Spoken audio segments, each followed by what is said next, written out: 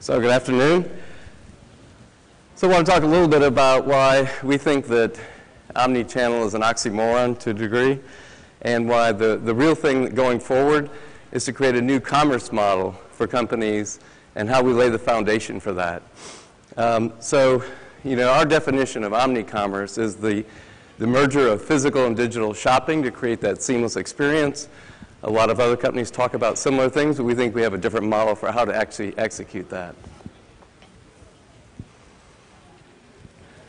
So the first thing is to go back and think about, what are the company's key challenges that lay the foundation for why we have to change how we think about our business. And we're not going to just talk about technology, but also how we organize from a business model standpoint in order to enable a better experience for your customers.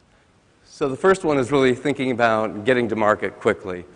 If I think about Zara, H&M, maybe ASOS, and a few others, particularly Zara, I think about how long it took them to get into the e-commerce side of life, even though they were very good about getting to market. I mean, a 4-week cycle or even a 2-week cycle to make changes to a garment and get it into the stores, and had a conversation with them 4 or 5 years ago, and they said, we really don't need e-commerce because we are so fast that it doesn't really matter. But they, like H&M and like the others that are in the fast fashion cycle world, they've had to change as well by recognizing that it's about the social engagement with your customers, it's about providing a seamless experience across all the places where they're communicating, and so it's not enough just to have a physical store, you've got to communicate around a digital world as well. Another example, thinking about the need to move quickly, clearly everybody's heard about the challenges in the electronic space, whether it's Best Buy with the very fast cycles of technology. Basically, it's a fashion environment as well, and the need to continually reinvent your model to be able to survive in that world. And it's the same thing on the wholesale side with a company like Avnet that sells a lot of electronic things to manufacturers. You struggle in all of those environments with being fast enough to keep up with the changes in the market. So I think that's one of the preconditions for setting up why we need a new model.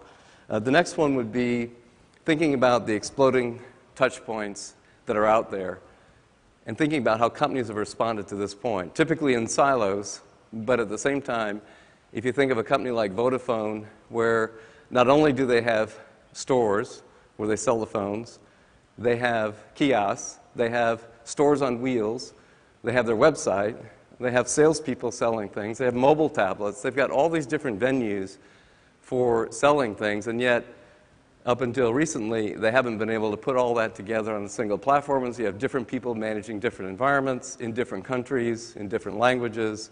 And so the challenge is, again, is like, well, how do we get back to a model that's more like that corner store model from 100 years ago when I had everything in one place and I could communicate easily to my customer and knew everything about them. And so I think we're still fairly far away from that. I think one of the people that I've looked to over the last few years is Mindy Grossman, the CEO of Home Shopping Network, and she coined the term, I had a similar term in a prior life as well, around boundaryless retailing. And so her view was that, at the time, they were basically selling things through the TV, through phone order, but today about 44% of their commerce is actually through the web, and of that there's like almost 70 million now that's mobile commerce. And so her convergence of some of these channels and the ability to connect to consumers 24/7 on any platform, whether it's a phone, whether it's a calling in, whether it's a TV, and then the call in. The idea is that these touch points, and I think we heard alluded to a little bit of even T-commerce, television commerce, where all this stuff starts to converge. It says that the old way of organizing ourselves for business is not going to be the way that the winners of the future are going to be successful. The other side of it, we think about the amount of data. So if you look at the left box there, maybe that's an e-commerce platform and a traditional retail platform. And have to say that, certainly, as one of the speakers said a minute ago, the e-commerce side has better data, or certainly a much richer set of data that's analyzed and used effectively in terms of figuring out how to keep a customer on a website and convert them, those kind of things, and that there's much less precise data in the physical retail world where you don't necessarily know who's in your stores. You may know some of them, but you don't really know who's in the store by and large. But now that's certainly expanded in terms of the amount of structured, unstructured data, location data, convergent data between physical and retail. And if you think of the companies that maybe have an edge in terms of getting a hold of this data and doing something meaningful with it, one of the companies that I've looked at, sometimes I've competed with them even, is dunnhumby in the UK, who was the original company that set up the loyalty program with Tesco. And so that was one of the leaders, and they spoke a lot at all these kind of conferences some years ago. But at that point, it was more the e-commerce data, but a little bit of the store data, not all that rich. Certainly didn't have the unstructured data that they have today, didn't have all the touch points that they have today. But I think they've been one of the leaders in terms of being able to manage and sort the data where it comes together for the e-commerce world and the physical world, and I think Tesco has benefited from that. You'll see recently, going a little closer to home, Walgreens setting up their alliance with Boots in the UK, and one of the key reasons why they're doing that is because of the need to take advantage of their Advantage card and to get better at the whole loyalty program side of things. So Walgreens was one of the ones that was actually succeeding in the earlier world in terms of data mining around their assortments. They did a great job of tailoring their assortments by neighborhoods, and that was really a key success. But as it's moved more into the e-commerce world, they haven't kept up at the same pace as some of the other companies, and so maybe this alliance with Boots and some of the capabilities that they have, will accelerate their ability to move forward. I think that in terms of the big data, it's not just about big data. One of the things that we like to think about as well, it's about small data. So it's about the consumer to business side of things as well, the individual personalized information that's provided and the ability to tailor to that individual and also get their registered preferences. And I think the company that I look to that's done the best in the last 6 to 12 months is probably Safeway with their Just For You pricing, where it's individualized pricing based on your preferences, based on your preferred store and location. And they've gotten tremendous comp store sales in California over the last quarter in particular. They blew their numbers out, exceeding expectations. So people are starting to use the big data, but I'd also argue they're starting to use the small data as well around the personalized information that people are willing to share with you. And I think that's a relatively untapped market that we're just starting to see as platforms open up and you can bring in things from Facebook or Pinterest or whatever and start to get the customer's preferences registered. In terms of managing the customer experience, certainly everybody can look to a company like Nordstrom. Jamie Nordstrom spoke at shop.org 6 months ago and talked about the need to make it, in terms of the technology that's on the floor, to make it much more personal technology, the ability to arm every one of the sales associates and let them be able to check you out based on the fact they've got a phone or a tablet to be able to do that. But if you think about what really made Nordstrom great and why they are doing better at it, in my belief, than other companies, is really more about their business model for how they operate and train their associates to engage with customers. I mean, it wasn't just the tablet. In the old days, they would write out personal notes and postcards to their customers. They would know their sizing. They would keep, it'd be a little ledger that each one of them would have on their individual customers, but they still had that connection. That was the way they trained people. And so it's not just about the technology. In fact, if I look at like a company like Tsumi's, that if you're going in there and you want to get the right surfboard wax because you're an expert in that yourself in terms of your own styling, you don't want to go into the store and ask that person, okay, tell me what the right surfboard wax is. I got this and that condition. Here's my board. And the person says, oh, give me a second. I've got to look it up on the internet. And you're going to walk out of the store. And their model at Tsumi's is very much around, no, our people are experts already, and we use this technology more as an assistance to executing a transaction and letting the customer, when they're at home, they can look those kind of things up and we can have extended dialogues or have our own customers talk to each other. But it's not about having the salesperson have to use that as a crutch in order to know about the products, because they're already there in terms of the ability to train their associates. And I also think about, if you look at 6 months ago, also at shop.org, and this is an interesting contrast really, perhaps, and that is around Toys R Us, where they've been very much pushing the omni-channel kind of experience and thinking about how do we connect all these different channels. And I'll come to it in a little bit, but I think there's some lessons and learnings in the fact that they've made a change in management and made some significant changes over the years at Toys R Us, trying new models. And I think in part it's because of the commoditization of their products, much like at a Best Buy, that when you have that kind of commoditization, you've got to do something different in order to survive. It's no longer sufficient just to sell products where everybody can click and see 5 different competing offers for that exact product. You've either got to do a much better job of merchandising, creating your own fashion, private label, or you've got to do something else, which I'll show you in a minute, that will enable you to have a much better experience for that customer, but also have a much better total solution for that customer. So I talked about customers and business users who are driving innovation. Alluded a little bit to Safeway in terms of their Just For You program where consumers can register their preferences. I think one of the leaders earlier on, and some of their management ended up at 8th Bridge, was Wet Seal a few years ago, where they let the teenage girls who were shopping for their outfits, they would actually be the ones doing the assortment and the collections online. And I always looked at them over that period as being really far ahead of everybody else, and they were getting much better comps. There were 10% comp store sales month in, month out for a couple of years, and it started to fade off.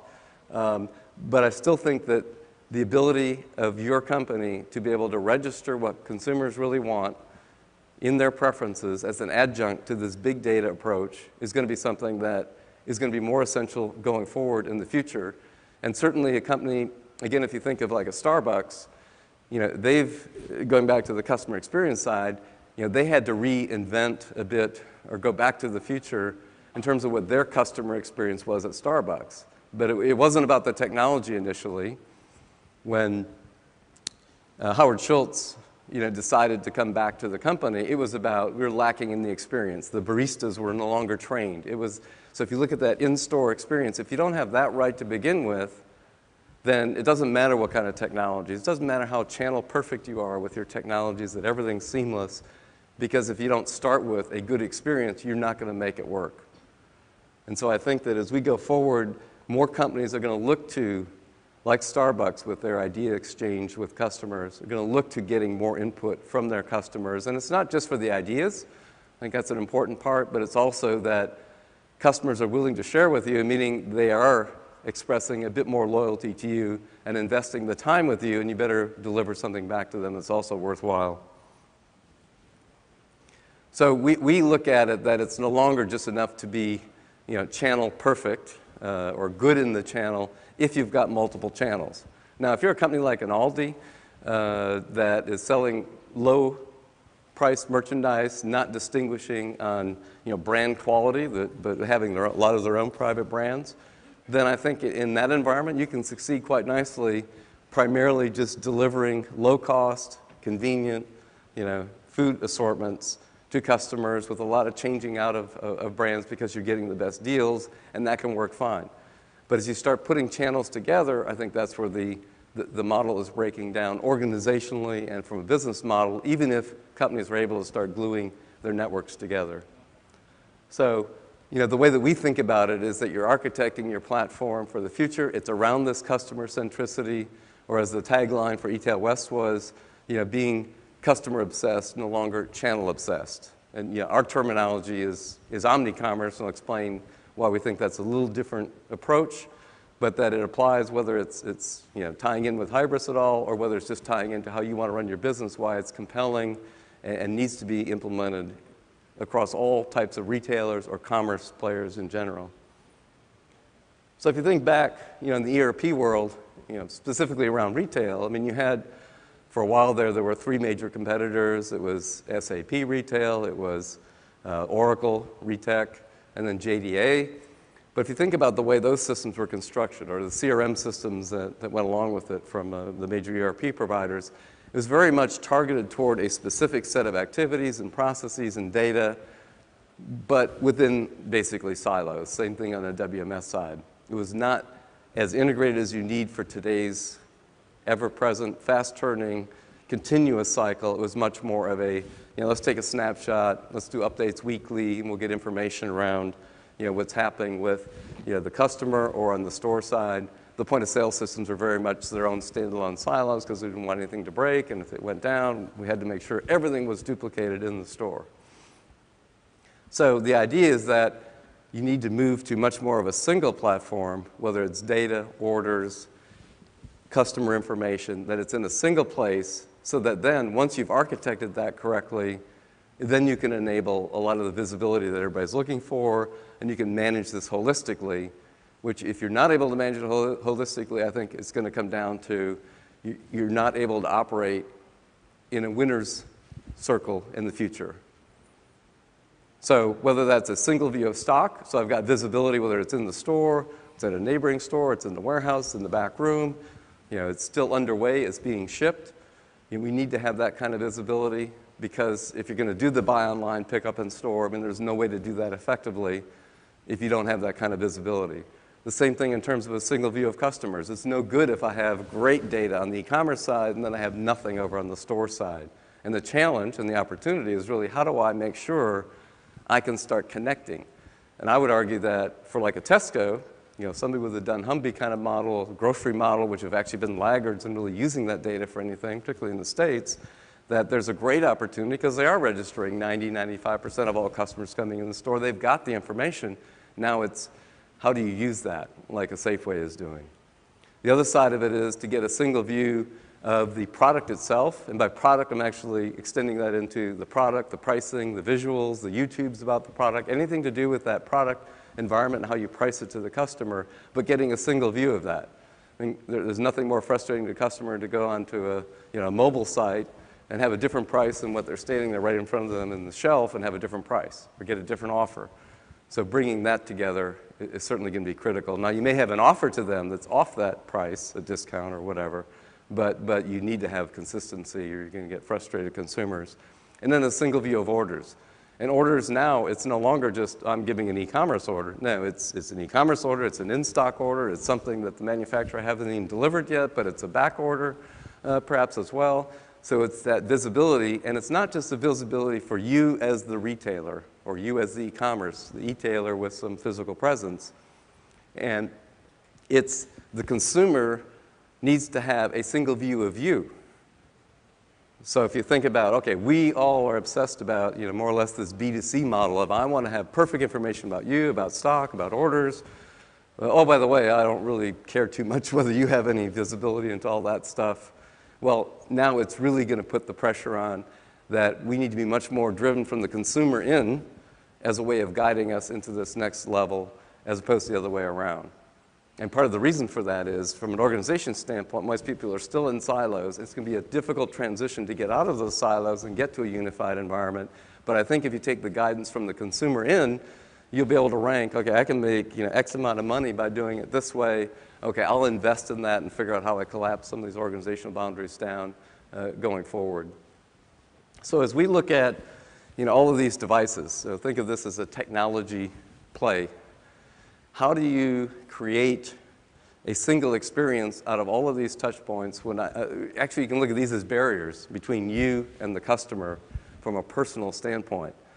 So we went back to Leonardo da Vinci, thinking of his Vitruvian Man, if you've seen that with the guy in the circle and the square and essentially representing humanity in the context of architecture and the universe and how we bring art and science together and his depiction of where humans are in that whole world.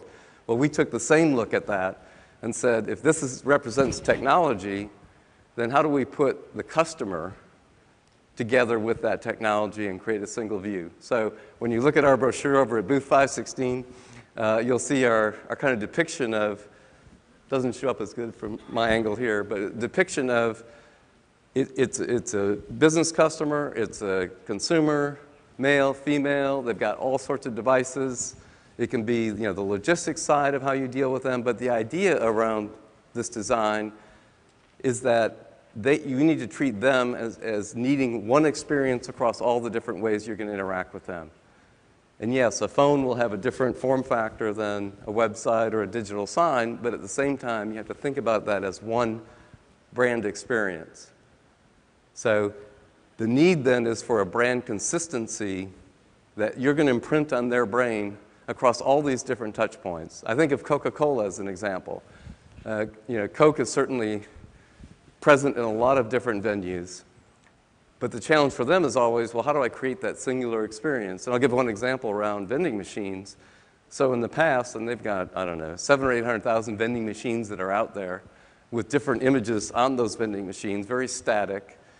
And yet at the same time, they have contests, they have web, they have mobile, they have lots of different ways of interacting, they have TV. How do I get the vending machine to be every bit as interactive as what I do in terms of all my other marketing campaigns? And they've been very rich in those marketing campaigns.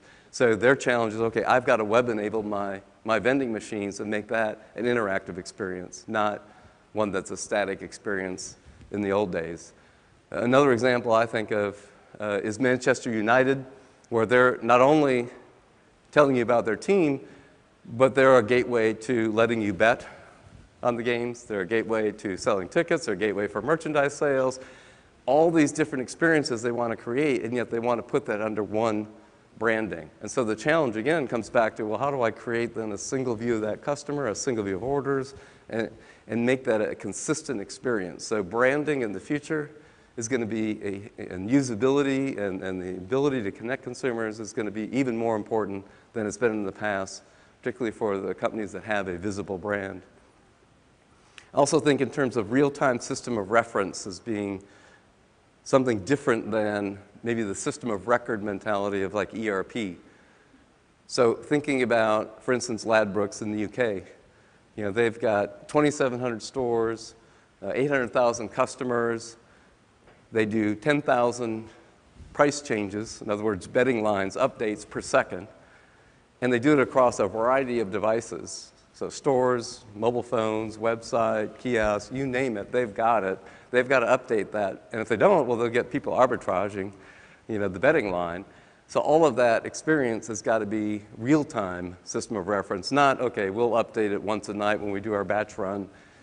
Everything has got to be connected in real time. And so again, pushing for that unitary platform to enable. Mobile connectivity, some of the speakers a minute ago talked about the mobile side of things. I think mobile payments are up to like 178 billion now on the mobile side of things, up about 40 or 60%, I think it is. So that on the mobile side, there's no question it's coming fast, and people are looking at actually to kind of leapfrog. If I haven't reinvested and reinvented my platform on the mainline website, some companies, and I've talked to some very senior, some very large global companies, they're saying, Rick, we're actually going to push even harder on the mobile side. We know we haven't kept up on the core website. We're going to dump more money on the mobile side because we think we can get an advantage faster by doing that. We still have to go back and fix the website, but the mobile side is going to be the area where we invest. And RIS News this morning or yesterday came out with their survey, which says 80% of retailers are now investing on the mobile side, have a strategy, and have it underway, which is up significantly from last year. So there's a real push now on the mobile side as it's not just complementary, it's a key enabler, and it's maybe a way I can get an edge. And if everybody competes in the same way, that maybe there'll be a tie, but at least they know they can't fall behind like some of them did on the website side of things. And then finally, from an open foundation standpoint, the idea is that if you think of a lot of the fast-turning technologies that are out there that a company cannot keep up with, they can't find the talent, they can't do their own creation of these kind of platforms. And thinking of like Pinterest, which last year, a lot of the hot brands all wanted to be on Pinterest, and there was a huge adoption rate. And yet at the same time, it's like, well, I don't know if that's going to be my platform of the future that I need to invest a lot of time in, but I do need to have them as part of my ecosystem because a lot of my competitors are all using Pinterest, so I guess I better be a part of that game. Well, I think you'll see increasingly that there'll be technologies that come in, get great consumer adoption, and they either continue in that mode or they may fall off, but the idea is that you have to have an open platform that can extend that customer experience from within what you control to the areas you do not control. And you've got to be able to plug in these technologies very quickly, regardless of where they come from, and just recognize that I've got to have that kind of open platform Otherwise, there'll be other people that'll plug in, and they may get an edge. And yeah, it may only be a couple % of comp store sales or comparable, in total revenues. But that alone could be enough over time to really hurt your market share. So to kind of summarize, and then move into one final slide, the idea, as I said earlier, it's moving from this channel-obsessed model into a customer-obsessed model. So we agree with that. And so from our point of view, it's moving from a channel-centric view to creating that one compelling experience for customers. And the other side of it is that you can do that either on the physical side or on the digital side, and people have been trying to move in that direction, over the last 5-10 years, really. So as you think about it in terms of the traditional side, so that would be where I would say like the Aldi, or historically before e-commerce even came around, the Land's End and companies like that. Sales reps where I'm door-to-door selling, maybe as an Avon. So those kind of companies, and even today, there's probably still a model where you don't need to do a lot of e-commerce and go much further than that. And then the other side, obviously, we've seen a lot of great websites come up that have no physical presence anywhere. And then now you're starting to see, if you look across the top, the buy online, pick up in store. So it's moving from the right side over to the left, or the endless aisle if you're in the store, moving the left side over to right. But we would argue that that's not really advancing the game that much. Everybody's been trying to do that for some time. Wouldn't even count that as omni-channel in my view, even though I've seen some people refer to it as such. Think of that as really just kind of a baseline. You've got to execute these end-to-end transactions. That's kind of a minimum enabler. But the final stage where we look at a maturity model, it's you move from an e-commerce model on the bottom right to a multi-channel, cross-channel, and not moving to omni-channel, but really moving to a new commerce vision where you assume you've got all this connectivity. You assume that the products have this rich content that you can explain across any touch point, and then move into what additional things do I need to do to be able to differentiate myself.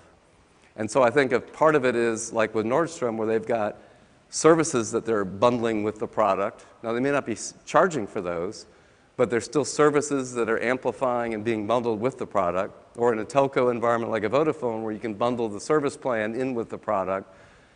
And I talked to a pet retailer at our customer conference in January, and they said, yeah, we have to do this kind of thing because our core product, we're not a big enough company, that we can't compete with Amazon now that they're coming into our market in Europe. So we're going to have to do the pet services, the salon services, all these other things that are around the product because the product is becoming a commodity. So we're having to start bundle other things in with it. The same from a life cycle standpoint. We think of, there are some companies, particularly the fashion brands, that, if you think of like an Oakley, that they manufacture, they distribute, they have their own retail outlets, they've got a store within a store and other retail outlets. But being able to manage that complete life cycle from the beginning of the time of promoting a product to the end when it gets to the consumer, and being able to bind that together, making it a much more efficient demand chain throughout the entire life cycle, that's going to be where particularly some of these vertically integrated companies, we believe, will be the ones that will get there faster, whether it's Oakley or Levi's or whomever. But that's going to create a differentiated advantage that companies that are broken up across some of the verticals won't be able to do. Unless you're like the limited maybe that is great at orchestrating the entire demand chain. And then global, US companies have gotten slower to the game, I would say, than other companies out of Europe where we come from. We come from headquarters that's in Switzerland, in Zug, and so you have to have Italian, German, and French.